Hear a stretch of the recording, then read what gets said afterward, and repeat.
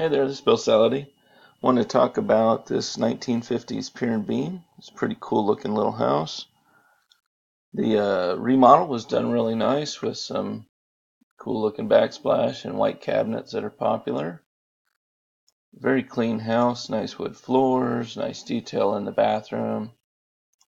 And bedrooms look clean, nice big backyard. The roof felt stable, shingles looked good, it was a new roof.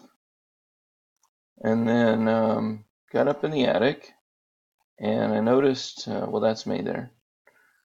And let's just wait for me to turn the camera around. And let's see, I'm going to turn on the flashlight. The 1x4s are used for bracing instead of 2x4s and 2x6s. But these are trusses.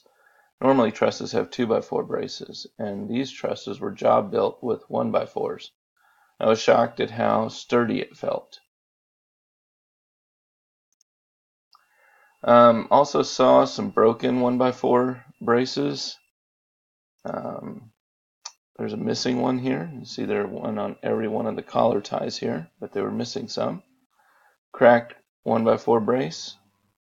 And then this one was eaten up by termites. The crawl space was interesting because it was hard to get into. It should be 18 by 24 and it was only 18 by 15.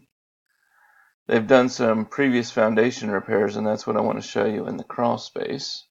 So you can see they've done some mortar repairs on the side of the home. Let's push play on this.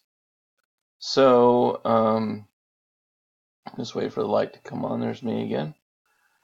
And then on this pier that I'm going to show, it takes a second for the light to come on, but the pier didn't actually touch the girder. You see the metal shim there at the top. Let's get the lighting right.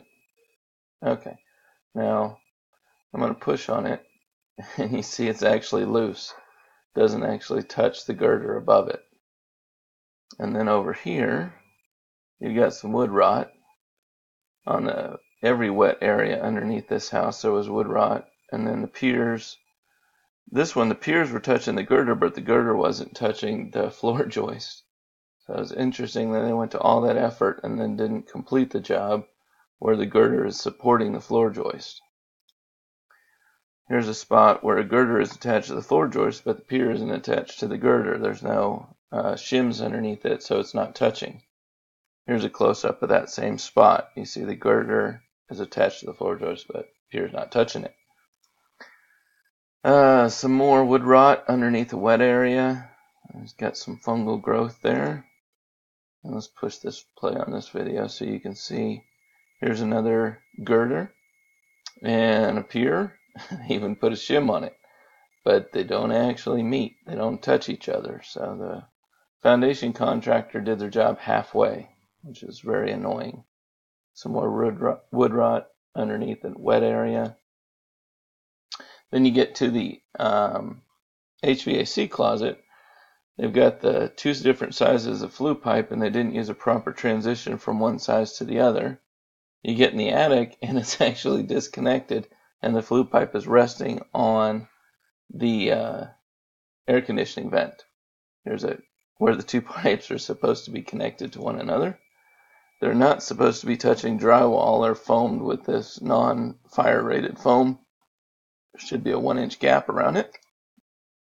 Okay, so the plumber shows up to secure the flue pipe to the draft hood, and this is proper. You put 3 screws where the flue pipe attaches to the draft hood. That's the only place you're allowed to put screws on a double wall flue pipe, is where it attaches to the draft hood, so it doesn't get knocked loose like you saw in the attic. But then, after I walked away, the plumber went to town with the screws because these two are not the same brand and they didn't fit right. You can see they're not slid down properly. And he decided to run some screws in there. So now he's ruined 1, 2, 3 pieces of pipe. Well, that's it for this house. I hope you enjoyed the video and have a great day.